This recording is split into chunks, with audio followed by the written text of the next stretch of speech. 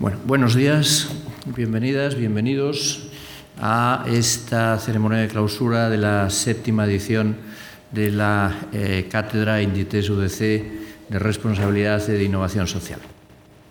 Un gran honor tener hoy con nosotros a Dan Rees, una persona absolutamente de lujo, si la palabra se puede utilizar, en el mundo de la sostenibilidad, de la responsabilidad social, de la innovación social, del compromiso de las empresas con la sostenibilidad, con esa parte que hemos estudiado en la cátedra necesaria de la sostenibilidad, que es, además de la que corresponde al buen gobierno corporativo, además de la que corresponde a la sostenibilidad medioambiental, el compromiso de las empresas con los sectores de la población en riesgo de exclusión directamente vinculados a su modelo de negocio.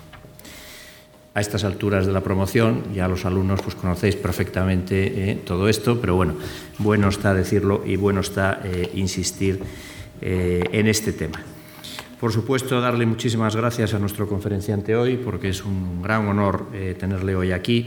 Yo tengo que disculpar la ausencia del rector y de la vicerrectora de Responsabilidad Social y del campus de Ferrol, Araceli Torres, que nos acompaña siempre en estas efemérides, que por compromisos absolutamente previos e ineludibles pues no nos pueden acompañar, pero me han dicho que por supuesto les encantaría estar aquí y que no están presentes, pero sí lo están de alma y de corazón.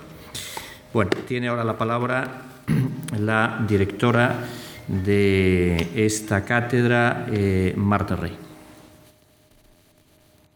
Muchísimas gracias.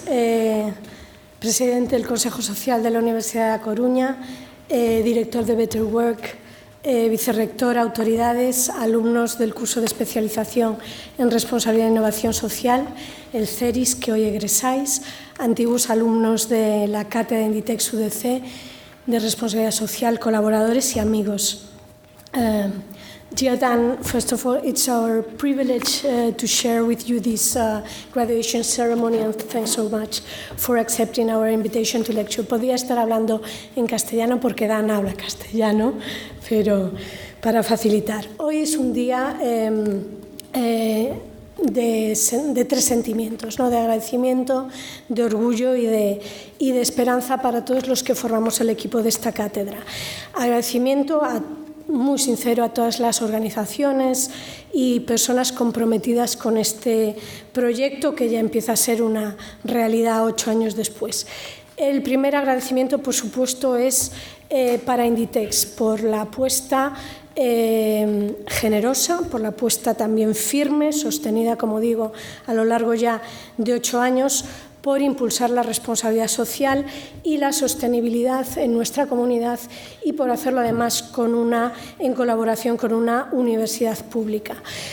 Tengo que decir que Inditex no solo financia todas las actividades de esta cátedra, sino que su equipo se implica activamente en nuestras actividades formativas y divulgativas, impartiendo sesiones ordinarias, proponiendo conferenciantes, acogiendo encuentros extraordinarios como el que los alumnos de esta séptima edición habéis mantenido con un grupo de estudiantes de la prestigiosa Tsinghua University de China.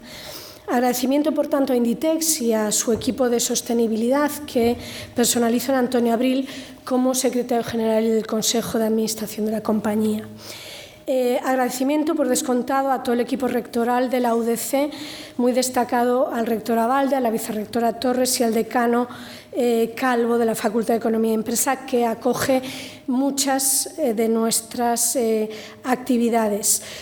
Todos ellos participan, se comprometen con las actividades de la cátedra permanentemente, y tengo que decir además que lo hacen desde el equipo rector de una universidad que destaca por varios motivos en el entorno del sistema universitario de Galicia y también en el entorno español. Primero, por promover la creación de cátedras universidad-empresa como herramienta de de transferencia de conocimiento, también por apostar por la sostenibilidad para posicionar los campus de la universidad y además, como sabéis todos o casi todos, por contar con un vicerrectorado específico para temáticas de responsabilidad social. Agradecimiento muy especial y personal a Antonio Abril por su compromiso inquebrantable, que es un agradecimiento institucional como presidente del Consejo Social de la UDC, que es la entidad promotora de esta cátedra, pero también es un agradecimiento personal en la calidad de Antonio de creyente y apóstol, tanto de la responsabilidad social como de la institución universitaria y su significado. La convicción de Antonio de que la colaboración entre universidad, empresa y sociedad es clave para el desarrollo sostenible de Galicia y de España ha sido absolutamente esencial para impulsar esta cátedra desde el inicio, cuando esto era un proyecto de innovación social en un papel, y lo sigue siendo a día de hoy. Agradecimiento, por último, y no por ello menos importante, a todo el equipo de colaboradores de esta edición de la cátedra, encabezado por Vanessa Mato. Gracias, Vanessa, por todo, de manera, como siempre, impecable. Agradecimiento a Jesús Espósito y demás equipo del Consejo Social, a los alumni que han mentorizado los proyectos prácticos, a las 7 entidades colaboradoras que los han hecho posibles y, por supuesto, a la tutora que los ha apoyado metodológicamente, Sofía García Torres. Decía también que es un sentimiento de orgullo y yo creo que este acto es una ocasión fenomenal para compartir el orgullo que sentimos todos por el excelente trabajo que los alumnos de esta 7ª edición habéis realizado. Esta ha sido la edición más intensiva en talleres, visitas curriculares, la más intensiva que hayamos hecho nunca, lo sabéis bien, sois perfectamente conscientes. Y yo creo que os lleváis en la mochila un montón de semillas, ¿no? Ahora os toca a vosotros. Es lo malo de hacer un curso de especialización en responsabilidad social, que uno acaba más que nunca siendo consciente de sus responsabilidades para con la sociedad. Yo estoy segura de que plantaréis estas semillas, a lo mejor ahora no sois conscientes, pero están en vuestra mochila e irán saliendo. Y por último, decía esperanza. Yo soy optimista cuando pienso en el impacto de este proyecto de innovación social que es la cátedra. La dimensión académica, después de 7 ediciones, pues empieza a tener ya cifras muy importantes, ¿no? Sois 214 antiguos alumnos, en torno a un centenar de solicitudes por edición, 245 profesores, 22 conferenciantes, 45 proyectos prácticos en colaboración y unos niveles de valoración del producto académico entre muy bueno y excelente. Pero yo creo que también hay signos más allá de los números que son siempre... Pueden ser emocionantes, pero no dejan de ser fríos. Hay signos de que las semillas de esta cátedra en el entorno social van poquito a poquito cuajando. El porcentaje de antiguos alumnos que desempeña funciones directamente relacionadas con responsabilidad e innovación social o con sostenibilidad no deja de crecer. Las propuestas de proyectos en colaboración son cada vez más numerosas y ambiciosas. Una parte importante de los que ya han colaborado acaban implementando propuestas que salen de vosotros y el nivel de conocimiento y reconocimiento de las temáticas que trabaja la cátedra, tanto dentro como fuera de la comunidad universitaria, en comparación con hace 8 años, yo creo que ha experimentado un incremento muy sustancial. Os invito a que todos los que egresáis hoy sigáis vinculados a nuestra red porque sois imprescindibles para hacer realidad la misión de transformación social de la cátedra. Sin todos y cada uno de vosotros es imposible hacerla realidad. Muchísimas gracias y enhorabuena a todos.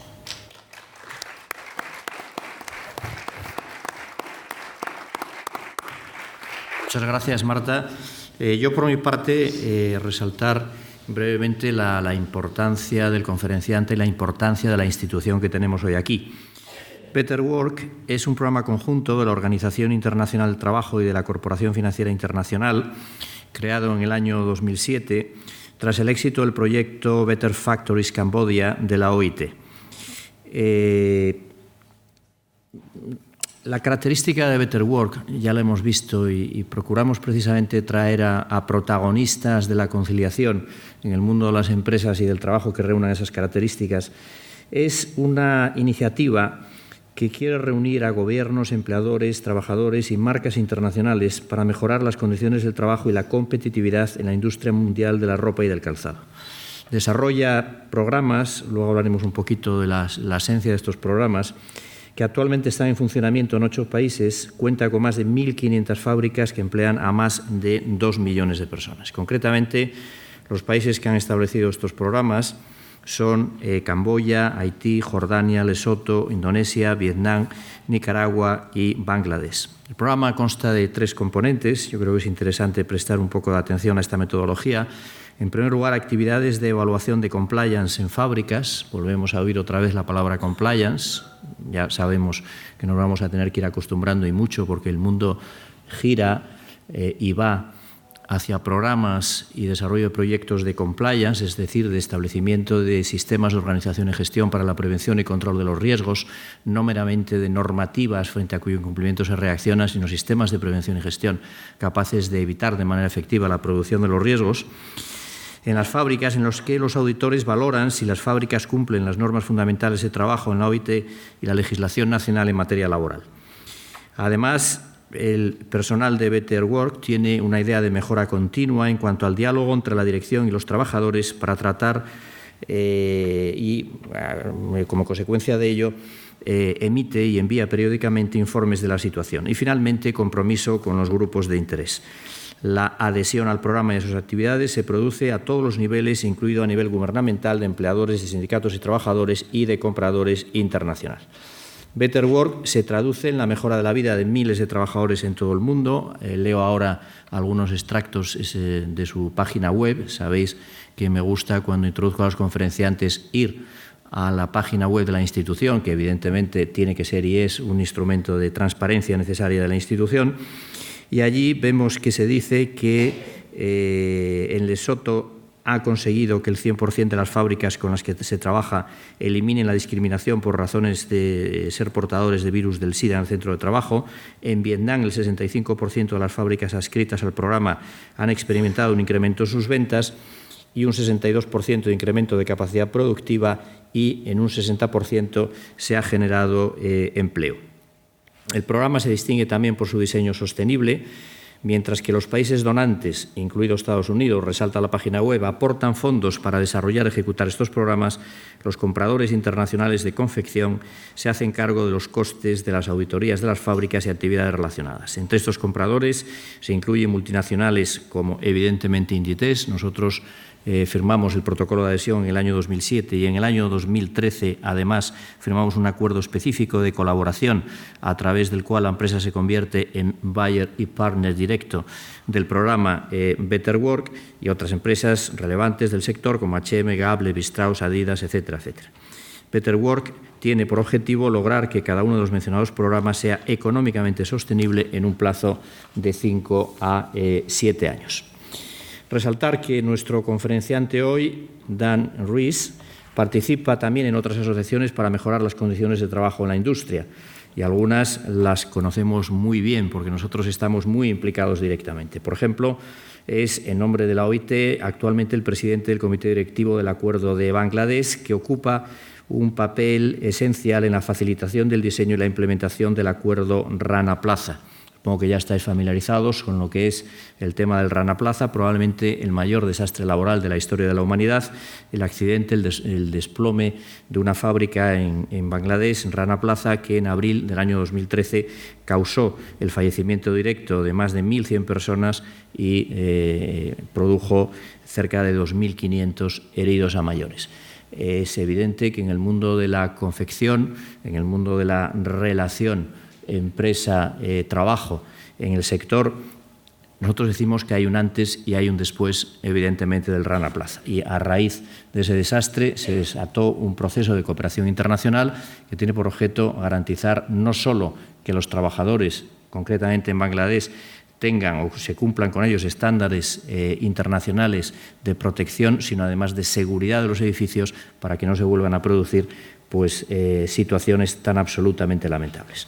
Además, desde 1999 a 2010, Dan Rees fue el primer director de la Ethical Trade Initiative, con sede en el Reino Unido, también una institución que nos es muy conocida dentro del grupo Inditex y que si nos vamos a su página web, pues ahí leeremos que lo que quiere es ser una alianza líder entre empresas, sindicatos y entidades del tercer sector para promover el respeto de los derechos de los trabajadores en todo el mundo. Dice, nuestra visión es un mundo donde todos los trabajadores estén libres de explotación y de discriminación y disfruten de condiciones de libertad, de seguridad y de equidad en el trabajo. Es un experto líder en responsabilidad corporativa, eso es absolutamente evidente, y ha asesorado a numerosos gobiernos, organizaciones internacionales y empresas líderes sobre las mejores prácticas para mejorar las condiciones de trabajo en las cadenas de suministro. Realmente yo creo que todo un lujo, un gran honor que Dan esté hoy con nosotros. Vamos a escucharlo, vamos a aprovecharlo y luego abriremos un turno de preguntas que seguro que la intervención de Dan nos va a sugerir muchas cosas. So, Dan, as a conclusion, thank you very much again for coming here, for joining us in this closing ceremony of our postgraduate course of Social Innovation and Social Responsibility. A great honor and great pleasure. Now you have the floor, and after we'll open, if you agree, a turn of questions. Okay? Thank you. Thank you.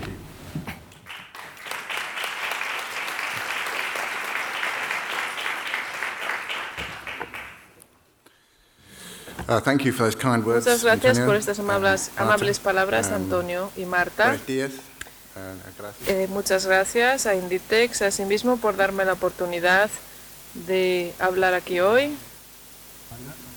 Aprendí español hace muchos años de los agricultores de Nicaragua y, sin embargo, es mejor quizás que siga hablando en inglés para dar mi discurso. Así que voy a hacer esto.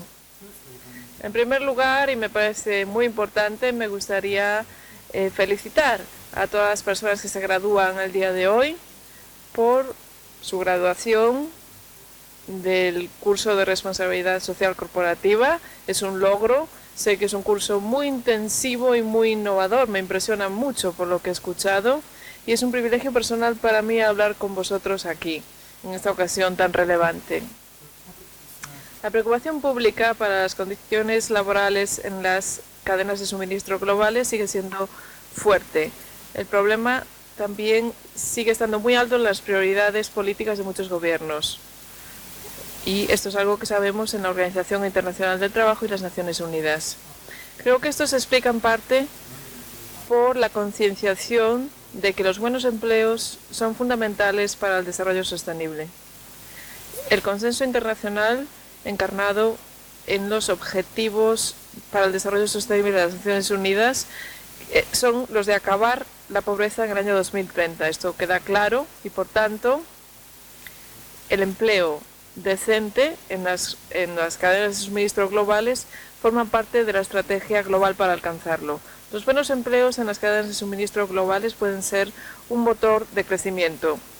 La Conferencia sobre el Comercio y el Desarrollo calcula que el 80% del comercio global está vinculado a las redes de producción globalizadas. Las buenas condiciones laborales en las cadenas de suministro globales nunca han sido tan importantes para el desarrollo internacional.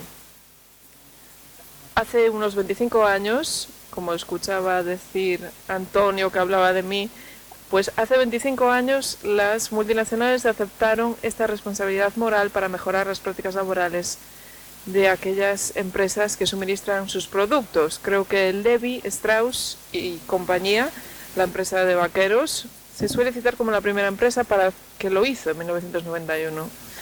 A partir de ahí, miles de empresas han seguido el ejemplo, monitoreando las condiciones laborales de millones de trabajadores en el mundo. El principio de la diligencia debida está bien establecido. Se está convirtiendo ya en obligación jurídica en algunas jurisdicciones. Los instrumentos como las directrices de la OCDE, la declaración de las multinacionales de la OIT y asimismo los principios directrices sobre derechos humanos en el empleo de las Naciones Unidas dan claramente esta responsabilidad a las empresas. Hace 25 años yo estaba trabajando con ONGs internacionales defendiendo que las empresas como Inditex deberían aceptar esta responsabilidad. En ese momento muchos de ellas tenían grandes esperanzas en el éxito de la estrategia. Pensamos que las grandes empresas podrían utilizar su impulso en el mercado global, podría ser útil para especificar estos productos de calidad y también para mejorar las condiciones laborales. El objetivo era el de aprovechar estos nuevos incentivos del mercado para mejorar el acceso que tienen los trabajadores a los derechos en los lugares donde las relaciones entre la industria y los gobiernos no cumplían esta necesidad. Normalmente la gente me pregunta cómo se puede cuantificar el impacto de estos trabajos en el sector textil y en otros sectores. De hecho, es una pregunta difícil de responder de manera empírica, de manera concluyente. Hablando en general, creo que tenemos que ser bastante modestos sobre los logros alcanzados por el momento comparado con el reto al que nos enfrentamos. La realidad de las condiciones laborales para muchos trabajadores en las cadenas de suministro globales a veces no cumple perfectamente los estándares laborales internacionales, ni siquiera las expectativas de los clientes. Por ejemplo, en la industria textil global sigue habiendo demasiadas horas de trabajo, bajos salarios y restricciones sobre libertades fundamentales como el derecho a la negociación colectiva, el derecho de asociación y la libertad de discriminaciones. Eso es una realidad a la que nos enfrentamos a diario. Sin embargo, también es cierto que ha habido mejoras considerables en las condiciones laborales y en la concienciación e incluso en la esperanza de que las empresas tienen la responsabilidad de asegurarnos la debida diligencia. Por tanto, creo que vale la pena preguntarnos ¿qué hemos aprendido de la RSC para mejorar las condiciones laborales en las cadenas de suministro? ¿Qué podríamos aprender para diseñar estrategias de éxito en el futuro? Y me gustaría hablar de esas estrategias para el futuro. Quiero responder a esa pregunta de tres maneras. En primer lugar, aprovechando mi propia experiencia trabajando con la industria textil global en los últimos 20 años, y voy a sugerir dos lecciones que creo que podrían apoyar un abordaje más sostenible en el futuro. En segundo lugar, quiero aprovechar mi experiencia trabajando para la OIT en los últimos años y cómo hemos aplicado estas lecciones en un programa que se llama Better Work en el sector textil. Me voy a apoyar también en investigación sobre el impacto del programa para arrojar luz sobre las estrategias que han funcionado y por qué. Y por último, voy a concluir con una opinión personal sobre lo que nos cuentan estas lecciones sobre cuál sería la dirección a tomar en la RSC en el futuro.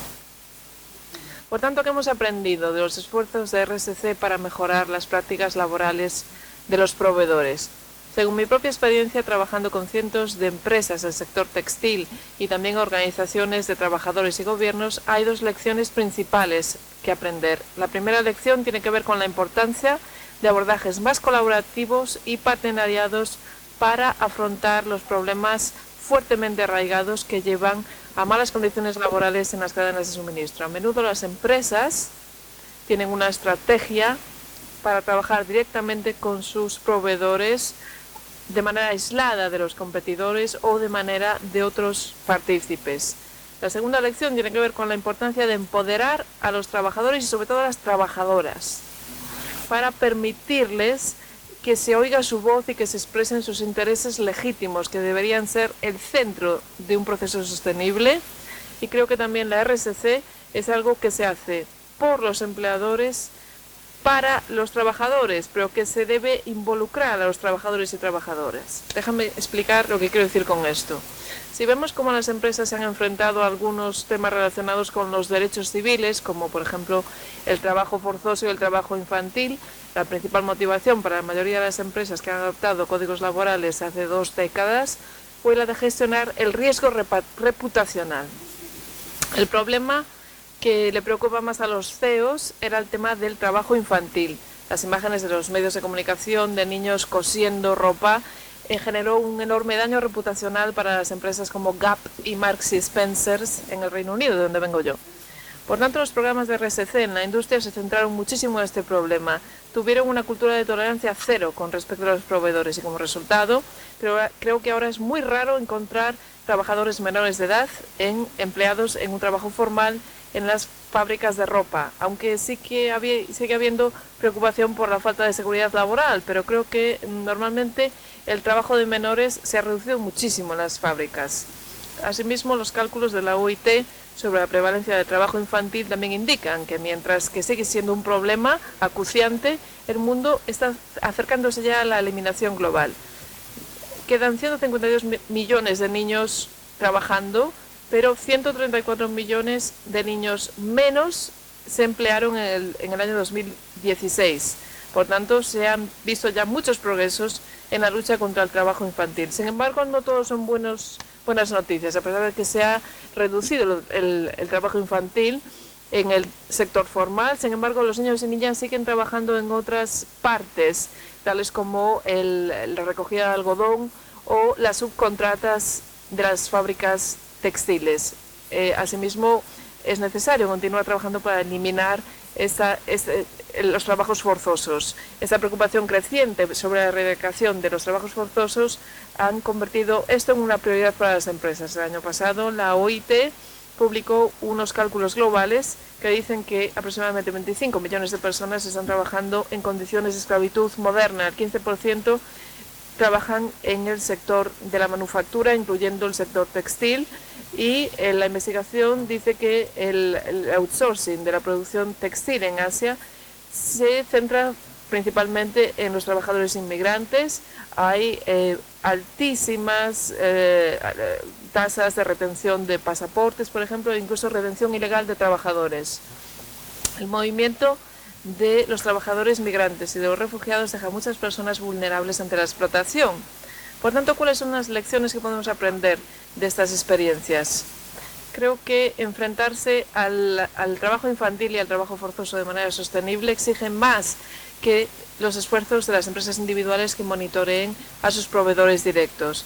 Hace falta una diligencia de vida robusta y para esto las empresas tienen que formar partenariados con actores no empresariales y empoderar a los trabajadores. Por ejemplo, para ser efectivos, para enfrentarnos al trabajo infantil, las empresas tienen que desarrollar una mejor trazabilidad de las cadenas de suministro para poder influir más en los segundos niveles de las cadenas de suministro donde existe el trabajo infantil. Esto significa desarrollar partenariados con actores no industriales para enfrentarnos a las causas complejas del trabajo infantil, tales como la pobreza rural, los bajos salarios o la falta de educación, cosas que las empresas no pueden solucionar por ellas mismas, pero que hay que resolver para erradicar el problema.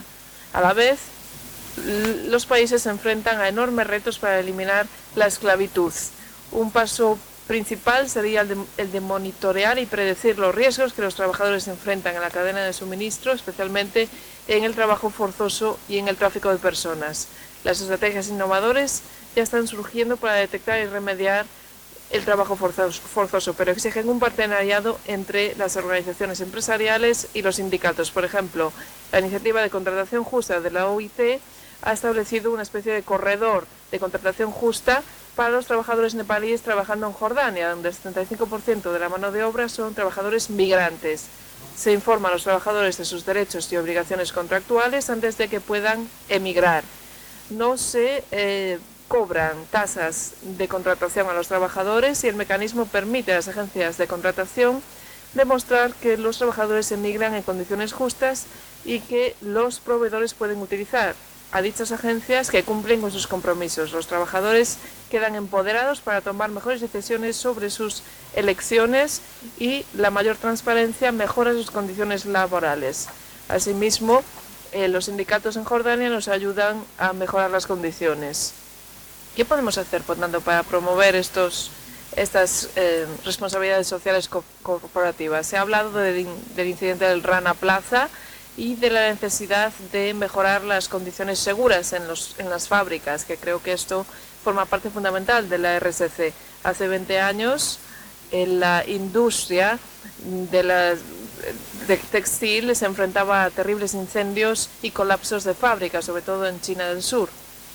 Por tanto, creo que las empresas se han dado cuenta ya de que tenían que mejorar las condiciones de seguridad de los proveedores. Creo que la experiencia colectiva ha demostrado que a través de una acción continua, las multinacionales han ejercido un impacto considerable. Por ejemplo, remover, o más bien eliminar, las sustancias químicas dañinas, tales como eliminar el arenado del denning, que ha reducido considerablemente el riesgo de enfermedades ocupacionales. Monitorear asimismo el cumplimiento relacionado con el uso de sustancias químicas en Vietnam.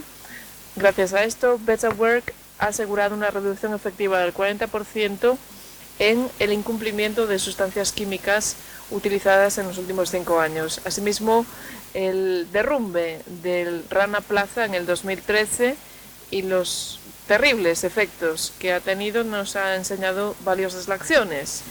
En el edificio había 5 fábricas y 300 pequeños negocios.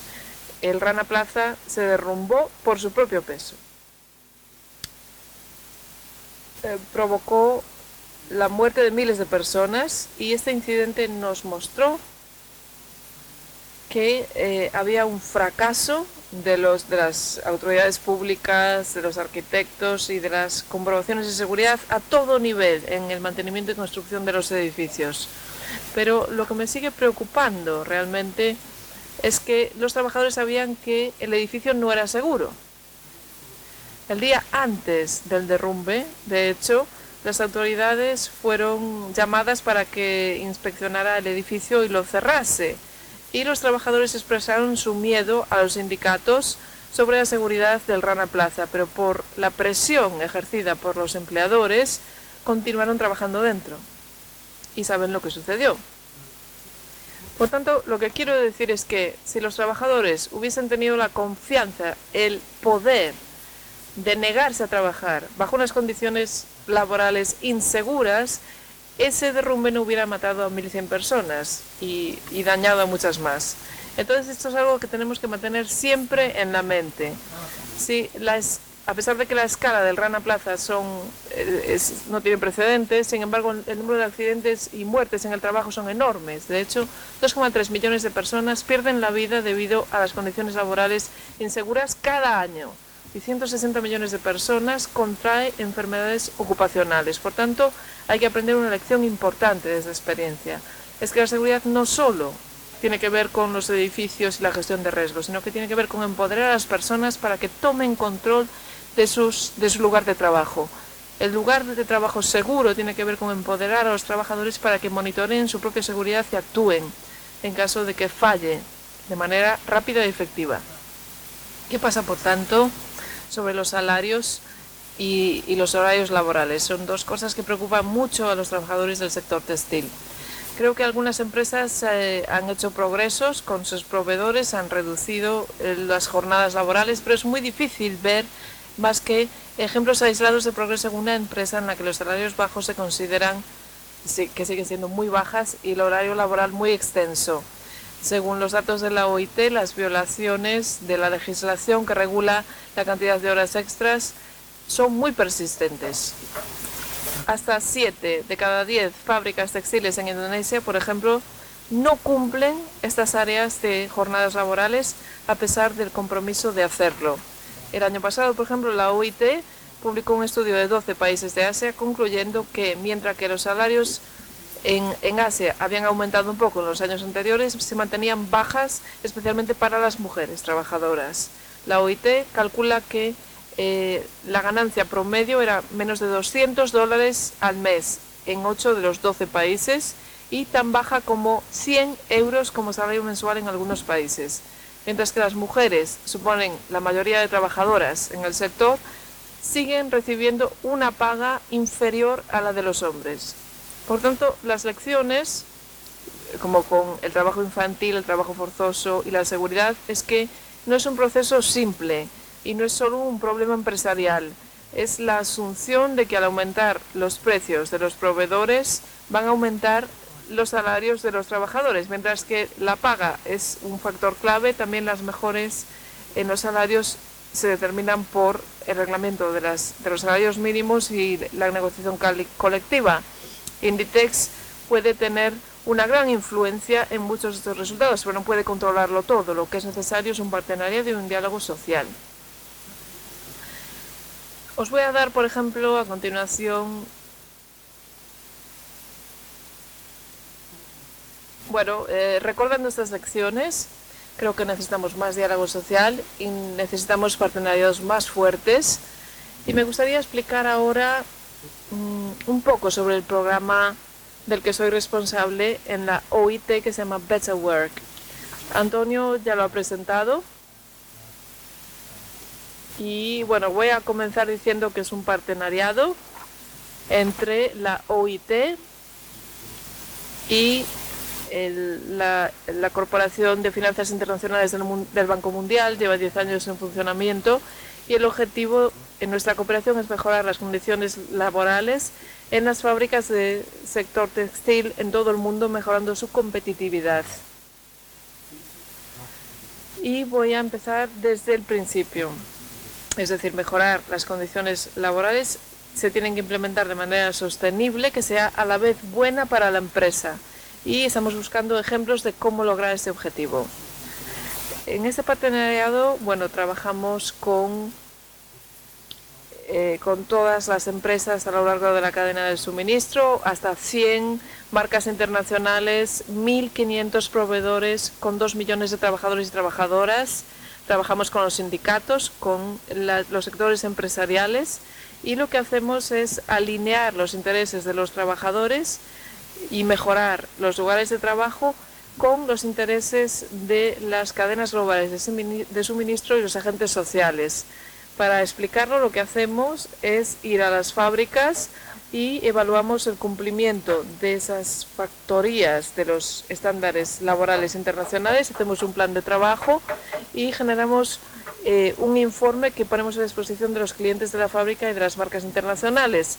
La mayor parte del tiempo le dedicamos a formar la capacidad de los trabajadores y de los empresarios en el lugar de trabajo para enfrentarse a los problemas. Invertimos en el diálogo entre las diferentes partes para que entiendan los problemas, para que actúen y fomentamos su capacidad de acción. En el año 2010 aproximadamente desarrollamos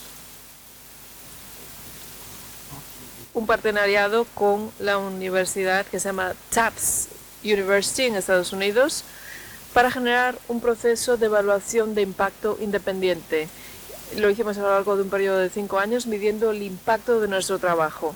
Lo que sabíamos en ese momento, que se muestra en esta gráfica, es que estábamos reduciendo las tasas de incumplimiento en casi todos los países en los que trabajábamos, como se muestra en la gráfica, pero no sabíamos por qué se reducían estas tasas de incumplimiento, no sabíamos cómo generábamos ese impacto y no sabíamos si las cosas mejoraban para los trabajadores o no. Entonces, ¿qué pasaba en su vivienda? ¿Qué pasaba, por ejemplo, qué pasaba con las fábricas en esa cadena de suministro? Por tanto, encargamos esta evaluación de impacto independiente con el objetivo de entender estas preguntas. Es un ejercicio único, sigue siendo el mayor de esta clase con respecto a la recopilación de datos necesaria y al periodo de tiempo realizado y a la aproximación científica.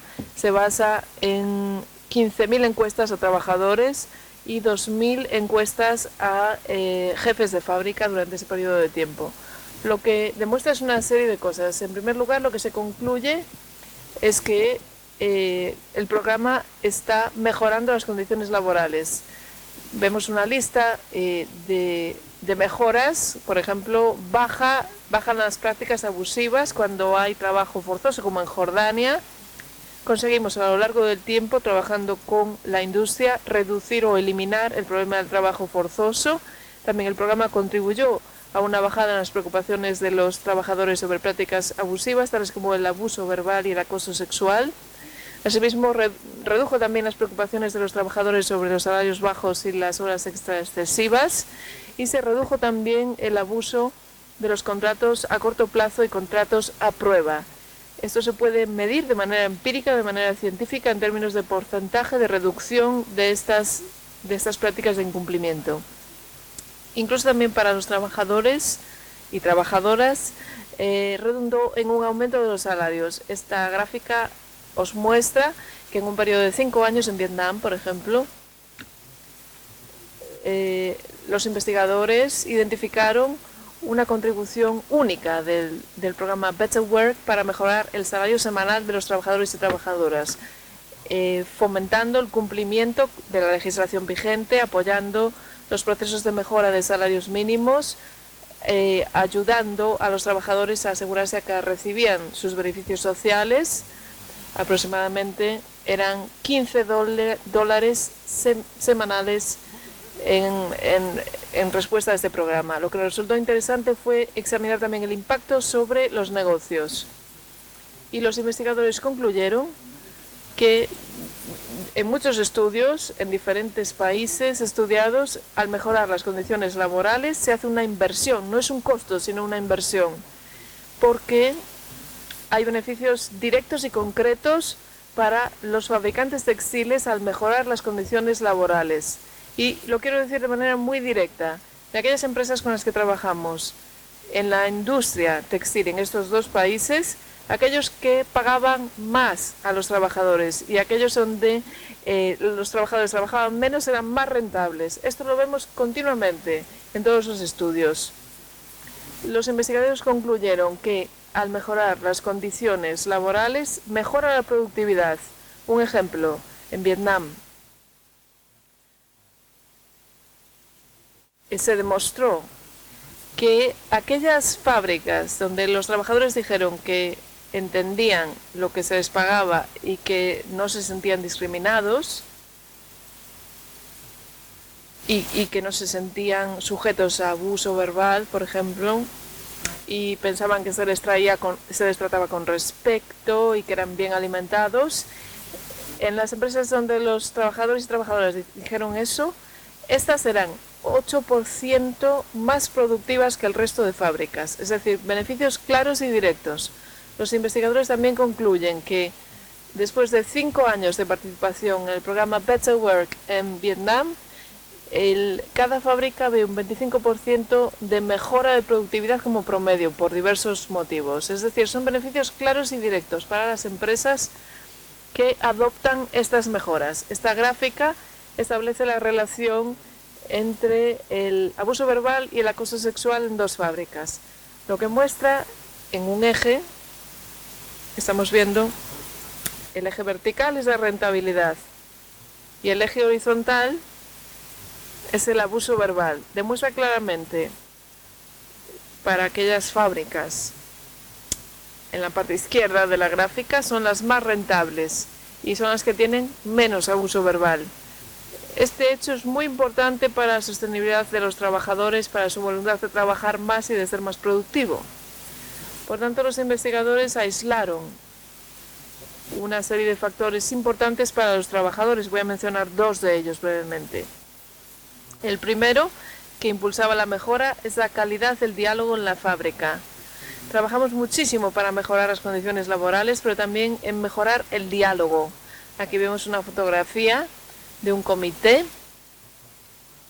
organizado por Better Work, un comité de empresa de trabajadores y empresarios, debatiendo los problemas relacionados con la evaluación, es decir, la calidad del diálogo y la composición de género de la mesa de diálogo del comité realmente afecta a la efectividad y la capacidad de mejorar en la fábrica, pero también la capacidad de acelerar el proceso de producción. El segundo tema examinado tiene que ver con que el diálogo social funciona mejor si los miembros del comité se eligen libremente y si hay una representación igualitaria. Quiero decir, si las mujeres tienen la misma representación en el comité que los hombres. Esto es absolutamente crucial. Nos aseguramos de que el diálogo funciona en estas dos fábricas y vimos que el mecanismo de diálogo funciona menos si no hay igualdad en el comité. Este proceso de diálogo lo que consigue es una mejor relación con los supervisores, una mejor salud de los trabajadores, un mejor ambiente de trabajo, menor acoso sexual, menor abuso verbal y menor discriminación. Todo ello resulta de un proceso de comprometer a los trabajadores en el proceso de diálogo, en acelerar la comunicación y en permitir y abrir canales para resolver conflictos y disputas. Otro tema central que han determinado tiene que ver con el empoderamiento de las mujeres. He hablado sobre este tema del empoderamiento con respecto a la representatividad y liderazgo de las mujeres, pero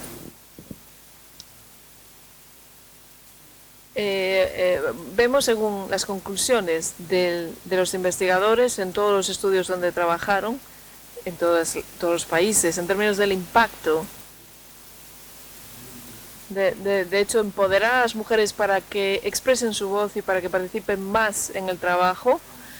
Os puedo dar un ejemplo. Cogemos a los supervisores, es decir, normalmente el supervisor es el que está, es como el mando intermedio que está trabajando a pie de planta. Entonces lo que hacemos es dar formación a estos supervisores con respecto a su manera de comunicarse con los representantes laborales y resolver los problemas en la fábrica. Y los investigadores hicieron una especie de ensayo aleatorizado en 7 países y examinaron fábricas donde no habíamos hecho la formación, comparándolas con fábricas en las que se había dado formación. Lo que encontraron es que la formación mejora la productividad en las fábricas hasta el 22% en planta. Por tanto, esto es extraordinario. Es una mejora de productividad simplemente dando formación a los supervisores y convirtiendo a los mandos intermedios en personas capaces de dialogar. Lo más significativo es que la mejoría más espectacular de productividad se dio en las fábricas en las que las supervisoras eran mujeres. Es decir, si se formaba a las supervisoras, ahí es donde mejoraba más la productividad, mucho más que cuando se da formación a los hombres. Esto no es sorprendente, yo creo, dado la composición de la mano de obra, pero nos enseña una lección valiosa sobre la importancia de empoderar a las mujeres y permitirles que sean dirigentes en la empresa, al contrario de no darles voz. Asimismo, quiero contar una cosa de esta investigación relacionada con el hecho de que el tener mejores empleos no solo es bueno para los trabajadores y trabajadoras ni para las empresas, sino también para el desarrollo. Hemos empezado a entender, a pesar de que hay que seguir investigándolo, qué hacen esos trabajadores con el dinero extra que reciben. Pues vemos que hay una gran mejora en la salud y en la educación. Los trabajadores utilizan ese dinero inicialmente para pagar sus deudas, para apoyar a otros miembros de la familia que tienen deudas y muy rápido, en cuanto pueden hacerlo, especialmente las mujeres, gastan ese dinero en la educación de sus hermanos y hermanas, especialmente de sus hermanas, y en el acceso a la salud. Por tanto, vemos que cada año las trabajadoras están en una mejor situación laboral y de esta manera su salud y su educación mejora, y especialmente la salud de los menores también mejora gracias al aumento de salario y a la reducción de jornada. Por tanto, la conclusión está clara. Los mejores empleos no son solo buenos para empresario y trabajador, sino también para el desarrollo en general, y son una estrategia de desarrollo sensata. Y por último, volviendo al papel de la RSC y de las multinacionales, tengo que decir que las empresas como Inditex, que participan activamente en este trabajo, mejorando el trabajo, son una parte importante de la historia, pero asimismo las prácticas de outsourcing de las empresas globales tienen también un papel en la mejora de las condiciones laborales. Las prácticas de outsourcing, por ejemplo, pueden poner bajo presión a las jornadas de los trabajadores. Por ejemplo, en Vietnam hemos trabajado para reducir las jornadas en muchas fábricas y hemos reducido estas horas extra del 90% al 50%. Pero somos conscientes de que estas fábricas rápidamente pueden incumplir cuando reciben un pedido urgente de última hora. Y porque cuando esto sucede, cuando reciben pedidos de última hora, estresan el proceso de producción y de esta manera estresan a los mandos intermedios y a los trabajadores en planta, y a la vez aumenta, por ejemplo, el abuso verbal y el acoso sexual. Es decir, cuando permanecen las causas de las horas extra crónicas, esto tiene un impacto en la manera en que se envían los pedidos a las fábricas del outsourcing, y de hecho sabemos que muchas fábricas aceptan este tipo de pedidos de última hora y que con esta presión extra es muy difícil afrontar y cumplir los compromisos. Asimismo, establecimos vínculos y relaciones, de acuerdo con la investigación, entre el pago retrasado de pedidos, es decir, si una empresa tarda mucho en pagar el pedido al proveedor, hay una relación directa entre esta tardanza en pagar y la tardanza en pagar a los operarios, o incluso en la reducción del salario de los operarios. Por tanto, hay una relación directa entre las prácticas laborales a lo largo de la cadena de suministro y la capacidad de los proveedores de introducir mejoras en la fábrica. Por tanto, voy a concluir estableciendo algunas conclusiones,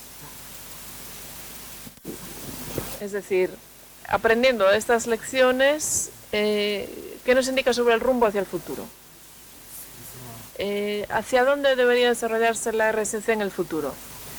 Me gustaría aportaros una visión personal de mi trabajo con la industria sobre lo que me parece que deberían ser las prioridades para el futuro.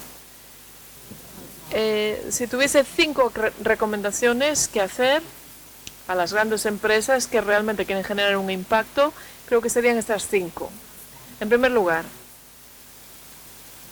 pienso que las empresas tienen que ser más atrevidas con respecto al futuro que desean. He argumentado, por una parte, que el RSC a veces tiene esfuerzos fragmentados y que no tienen el suficiente impacto a causa de la escala de los retos que enfrentan. Las empresas necesitan partenariados y necesitan involucrar a los trabajadores. También creo que los buenos empleos no solo son buenos para los trabajadores, sino también para las empresas y para el desarrollo en general. Por tanto, si creéis que esto es cierto, creo que es hora de tener una visión más positiva y más decidida sobre el papel que pueden desempeñar las empresas generando mejores empleos en las cadenas de suministro globales. La mayor parte de estrategias de RSC suelen ser defensivas y tienen el objetivo muchas veces de proteger la imagen de la marca. Creo que es tiempo de ser más optimista, tener más confianza en la contribución que puede hacer una empresa al desarrollo y a la mejora del mundo.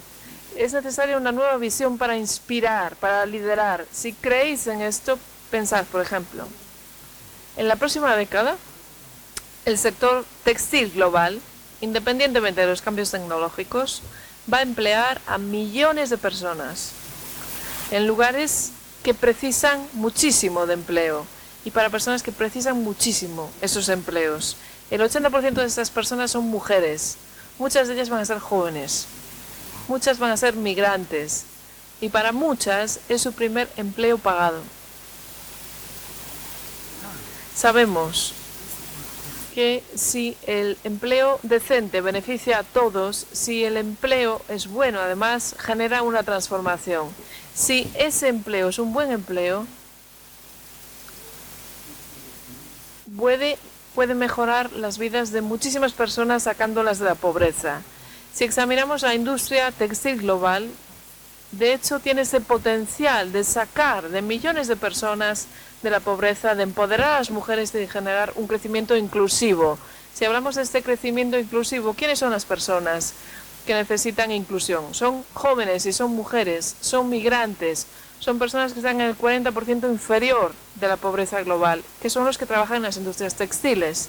Por tanto, centrándonos en hacer las cosas bien, en dar buenos empleos, la industria textil global puede ser un factor masivo para fomentar la inclusión y el desarrollo en los países de ingresos medios y en vías de desarrollo. Creo que esto es algo que hay que hacer. La segunda recomendación es convertir la RSC en el corazón del modelo de negocios. Si el objetivo de la RSC es mejorar las condiciones laborales y de no hacer daño, sabemos que las prácticas laborales pueden echar por tierra la capacidad de los proveedores de dar a sus trabajadores unas condiciones laborales buenas. Por ejemplo, esos pedidos de última hora, esa presión excesiva, las largas jornadas. Es como a veces los fabricantes no tienen la capacidad de reaccionar. Si tienen un pedido de última hora, por ejemplo, ¿cómo pueden cumplir sus compromisos? ¿Cómo podemos, por tanto, permitir que el modelo de negocio contribuya a la sostenibilidad del modelo de mano de obra y aportar mejores empleos en la cadena de suministro. Creo que es un tema de credibilidad que deberíamos enfrentar de manera mucho más robusta. La tercera recomendación es el de apoyar una gobernanza más fuerte y no evitar la gobernanza. ¿Qué quiero decir? No es un tema solo empresarial. Las malas condiciones laborales permanecen en lugares donde se hace ropa porque el gobierno es débil en esos lugares. Hay muy poca gobernanza en el mercado laboral. Por tanto, hace falta una buena legislación. La RSC no puede cambiar la legislación, pero sí que puede fomentar la gobernanza efectiva. Si queremos un futuro en el que las empresas van a hacer de policías de las condiciones laborales, o compartimos un interés estableciendo un mercado laboral donde permanezca el Estado de Derecho. Creo que esto es una colaboración que va en beneficio de todos. En cuarto lugar, tenemos que fomentar partenariados fuertes y colaboraciones fuertes también con los sindicatos. Antonio se refirió al Bangladesh Accord, al acuerdo de Bangladesh. Creo que esa es una alianza muy interesante de más de 200 empresas y 2 sindicatos internacionales que ha fomentado muchísimo las mejoras introducidas en seguridad en la industria de Bangladesh y ha reducido muchísimo el riesgo de accidentes catastróficos como el de Rana Plaza.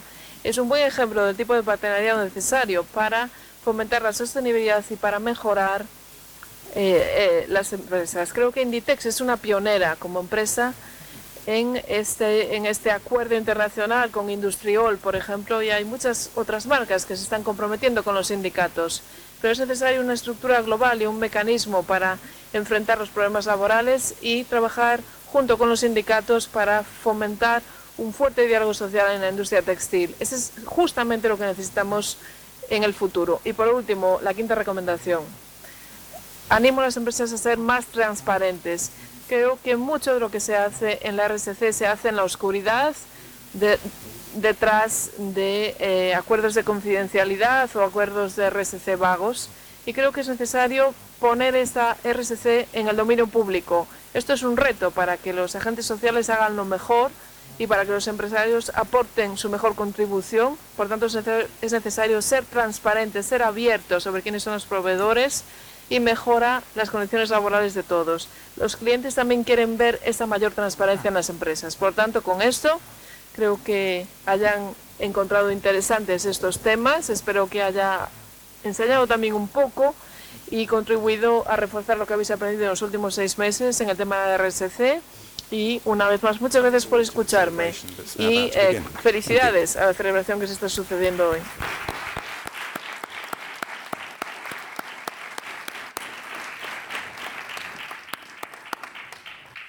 Bueno, pues muchas gracias. Magnífica conferencia y muy aprovechable profesionalmente, evidentemente. Y ahora abrimos un turno de preguntas. ¿Quién quiere intervenir?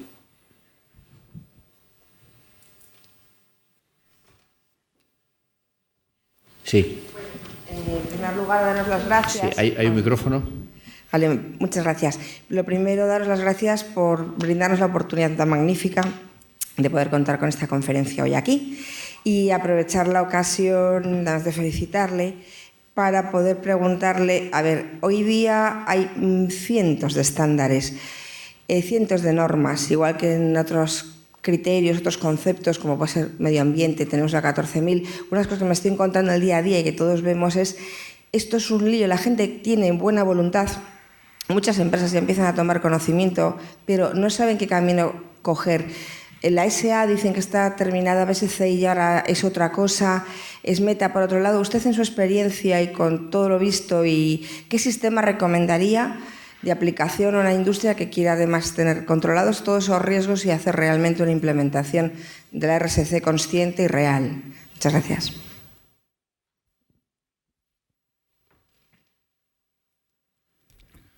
Okay, I get asked this question a lot. Sí, se me pregunta mucho esto. En primer lugar, estoy de acuerdo contigo. Hay demasiados estándares y debería haber mayor claridad y mayor armonización porque hay tantos estándares que se están convirtiendo en parte del problema.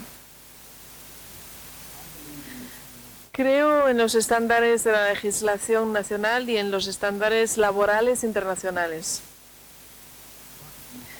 Creo que los derechos no los dan las empresas.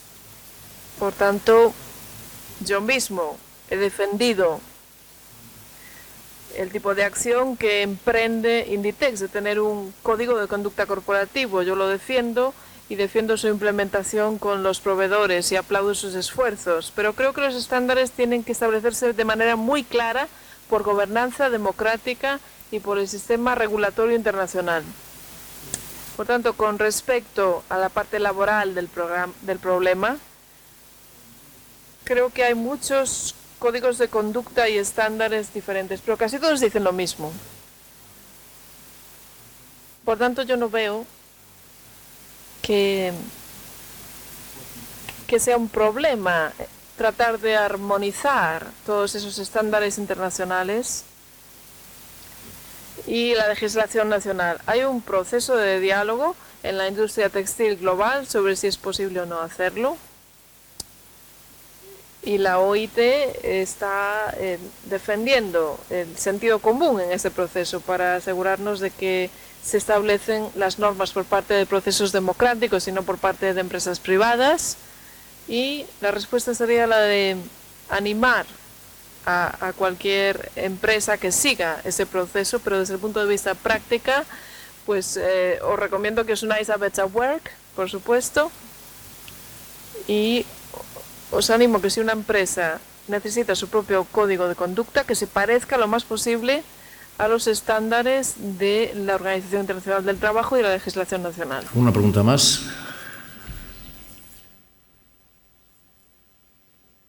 ¿Una pregunta más? Sí.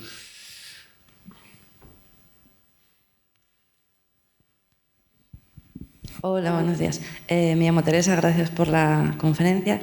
Tengo una duda. El discurso que hemos escuchado hoy a mí me parece que es exacto al del comercio justo. Entonces quería saber en qué momento diverge el Better Work del comercio justo, en qué momento no puede ser lo mismo.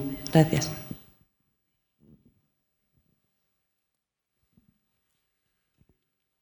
Thank you, Teresa. I think I've done a good job of bueno, que si alguien tiene una duda, es que he hecho un buen trabajo, porque ha sido muy claro. Bueno, creo que el Fair Trade es una estrategia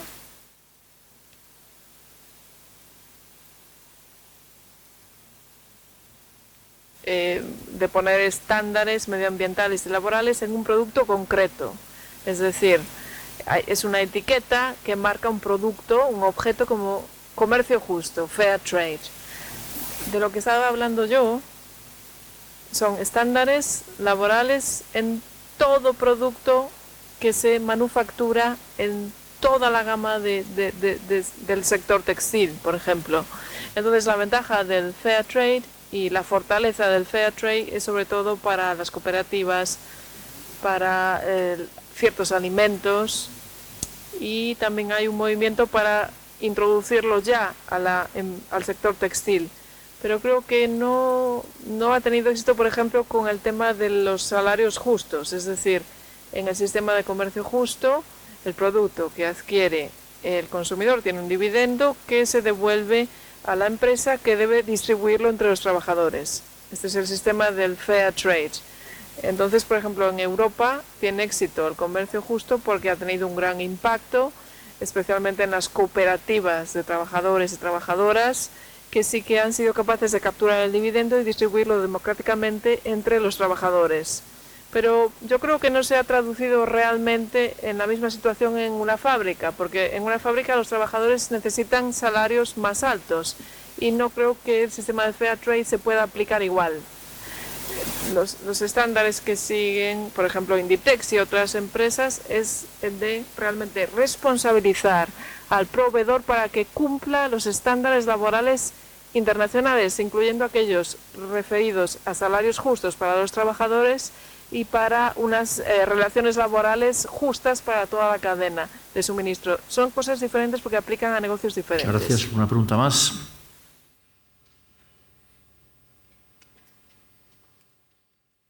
una pregunta, Marta. No más. No es una pregunta, Dan, es una observación.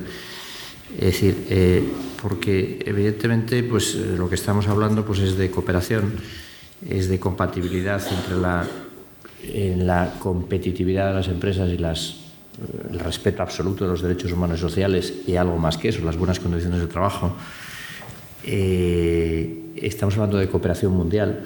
Nosotros insistimos mucho en la cátedra porque lo vemos desde la perspectiva de Inditex y sobre todo a nivel de grandes empresas, pero no solo, este mundo de la compatibilidad entre las empresas como instrumento necesario de desarrollo económico y social y del bienestar social y el respeto absoluto de los derechos humanos y sociales y la existencia no ya de minimum wages, sino de living wages, es decir, de salarios que permitan vivir con dignidad, pues es el camino que evidentemente hay que tomar, ¿no? Es decir, ¿cómo se ve el futuro en este escenario mundial tan a veces extraño y anómalo que es el Brexit por un lado, que es Donald Trump en la presidencia de Estados Unidos influyendo o parece que no precisamente favoreciendo temas de cooperación mundial o de solidaridad mundial, el tremendo auge de China desde el punto de vista de las nuevas tecnologías, desde el punto de vista del comercio, los proteccionismos? Es decir, ¿esto influye, no influye? ¿Es bueno, no es bueno? ¿El futuro lo hace ver más blanco, más negro? Es decir, ¿cómo se puede ver esto? Wow, that's a big question. Qué pregunta tan grande. I think Bueno, profesionalmente no tengo una opinión sobre el señor Trump, pero no hay duda que el sistema multilateral, el sistema de los gobiernos que se reúnen para establecer normas y estándares, está bajo amenaza, sin duda. Está amenazado. Por ejemplo, si ves a la manera en que se establecen los acuerdos sobre salariales, por ejemplo, cada vez es más difícil establecer ese tipo de orden. Por tanto, sí que es un medio cada vez más amenazador. Al final, yo creo que los trabajadores del sector textil y de otros sectores se ven más influidos por los movimientos en el comercio que por los acontecimientos geopolíticos. Y estamos observando en el sector textil, por ejemplo, con las iniciativas chinas, estamos viendo un desplazamiento de empleos a lugares sorprendentes, a lugares nuevos. Una de las nuevas fronteras, por ejemplo, es Etiopía, en África. Entonces, ahí los salarios son aún más bajos que en Bangladesh. Y estamos viendo una inversión en enormes polígonos industriales que van a generar decenas de miles de empleos en África, en Etiopía. Por tanto, creo que el impacto para los trabajadores creo que va a verse más influido por ese flujo. Pero creo que el reto para cualquier gobierno es el de mantener algún tipo de orden y respeto a las normas, a los estándares, que va a ser la base de un comercio internacional. El año que viene va a ser el 100 aniversarios de la OIT, de la Organización Internacional del Trabajo. Llevamos 100 años trabajando. La OIT se fundó después de la Primera Guerra Mundial como una de las primeras instituciones generadas por la Liga de Naciones, porque en ese momento, hace un siglo, los líderes internacionales entendieron que para crear la paz tienes que empezar desde abajo, tienes que eliminar esta carrera destructiva de los países compitiendo por salarios cada vez más bajos. Esto no puede ser, tiene que haber normas implementadas y creo que los estándares laborales de la OIT son igual de valiosos ahora que cuando se adoptaron. Se pueden cambiar, se pueden adaptar a la realidad actual, pero son igual de necesarios ahora que fueron hace 100 años y creo que tenemos que centrarnos muchísimo en que estas reglas de juego existen. Muchas gracias. Una pregunta más. Pues si no hay más preguntas, cerramos la conferencia y las preguntas. Muchas gracias de nuevo. Ahora vamos a proceder a la entrega de los títulos. a los alumnos del posgrado. Entonces Vanessa Mato va al atril a organizar el tema. Muchas gracias. A continuación, pola Universidade, como recoñecemento a súa participación no curso de especialización en Responsabilidade e Innovación Social da Cátedra Inditex UDC de Responsabilidade Social, farase entrega dun diploma aos alumnos da 7ª promoción. Os alumnos serán chamados por orde alfabética e en grupos de 3. Acedo Ramírez, Patricia. Álvarez Ferreiro, Alba María. Ameixeiras Rodríguez, Saleta.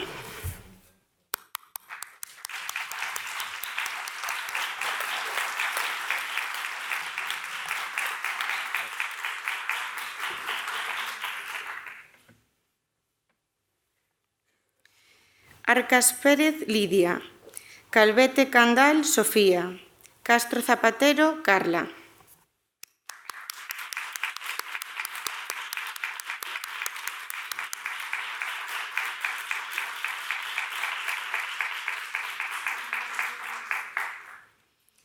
Cernadas López, Mercedes. De la Fuente Álvarez, María. García Ríos, Marcos. López Bascoy, Paula.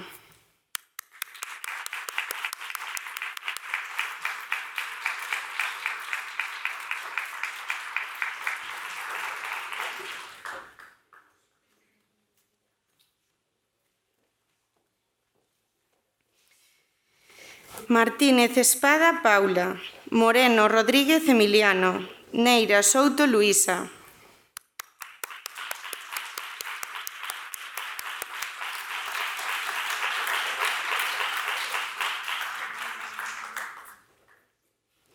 Pita Regueiro, Iria. Pose Regueiro, Inés. Rodríguez Rodríguez, Marceliano.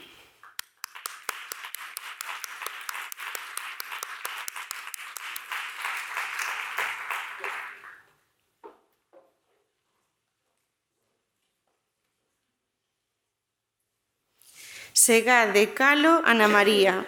Serra García, María Teresa. Vilar Lustres, Marcos. Villapó Lombardero, Margarita.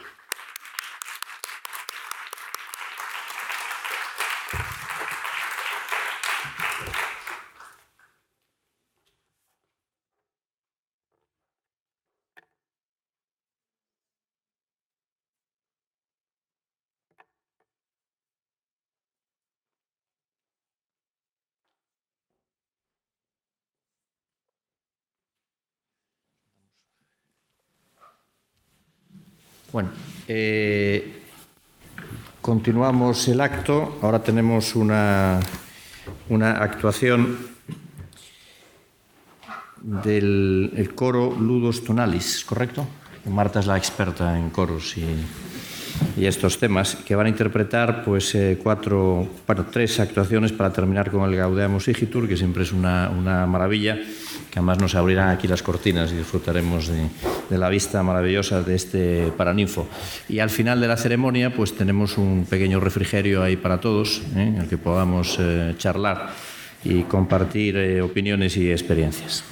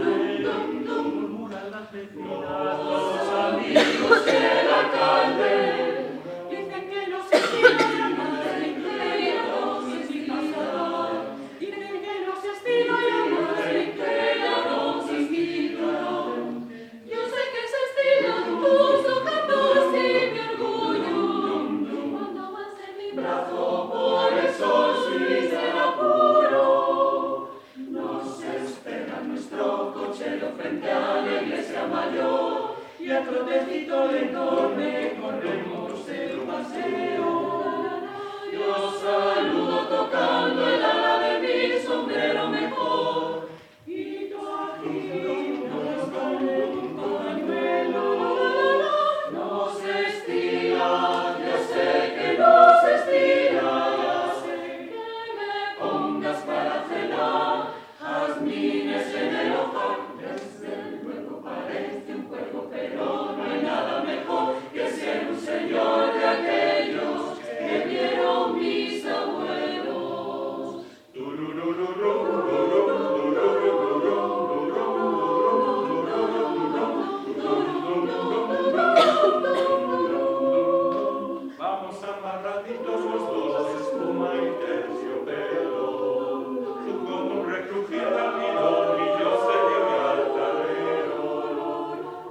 gente nos mira con envidia por la calle, murmuran las vecinas, los amigos y el alcalde, dicen que nos estira y dicen que ya no soy pasador, dicen que nos estira y dicen que ya no soy cinturón.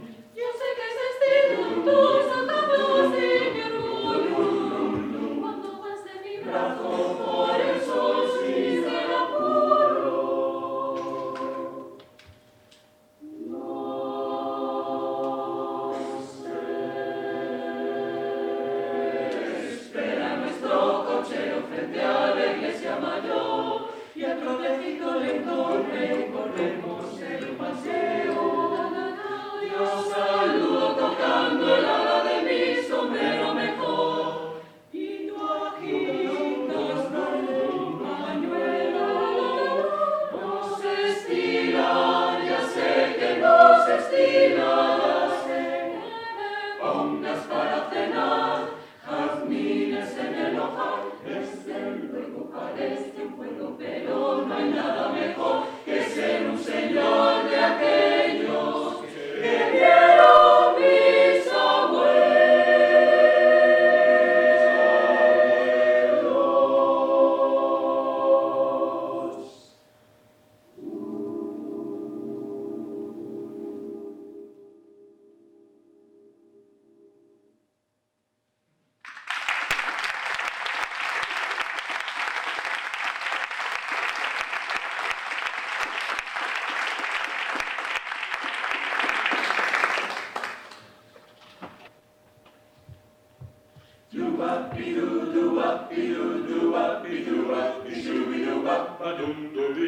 I gotta roll, you gotta roll, oh my God, you gotta roll.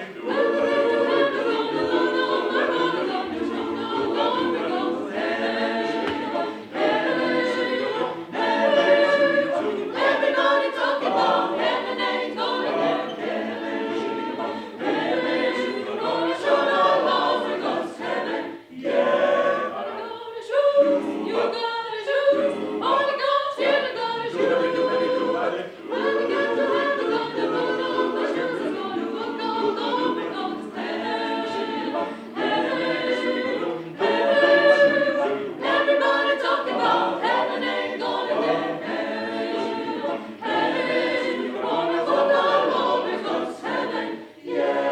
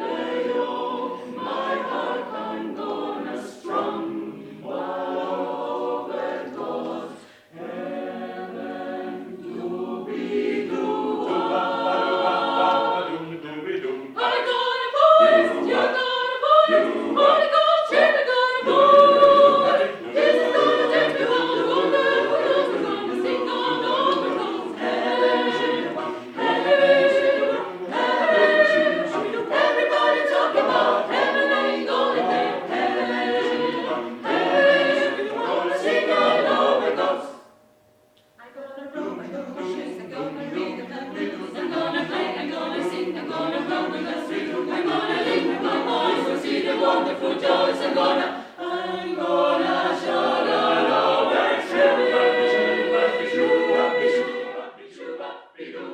God's heaven.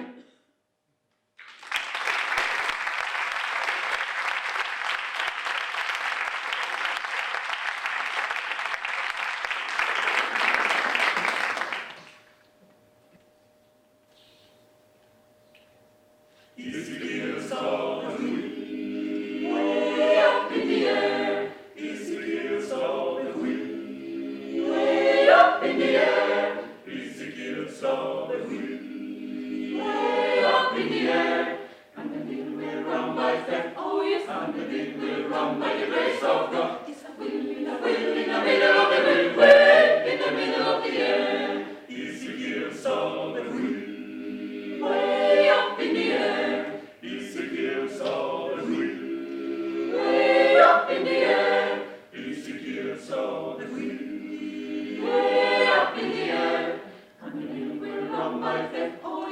and the mill will run by the grace of God. Tis a will in the middle of the wind, way in the middle of the air. Oh, some go to church for the singing, some go to church for the singing, some go to church for the singing, and for 6 months they all come now. Turning, yes, turning, yes, turning, yes, wheel a turning. Tis a will in the middle of the wind, way in the middle of the air. Let me tell you what a hypocrite do. Let me tell you what a hypocrite do. Let me tell you what a hypocrite do. We don't talk about me and we talk about you. Turning, yes, turning, yes, wheel a turning, wheel a turning. It's a wheel in the middle of the wind, way in the middle of the air. I'm gonna join the hand when this world is set on these days but 12, but on this whole world gonna ring and rock. Turning, yes, turning, yes, turning and turning, turning and turning. Turning and turning, turning and turning, turning and turning, turning and turning, turning and turning, turning and turning, turning and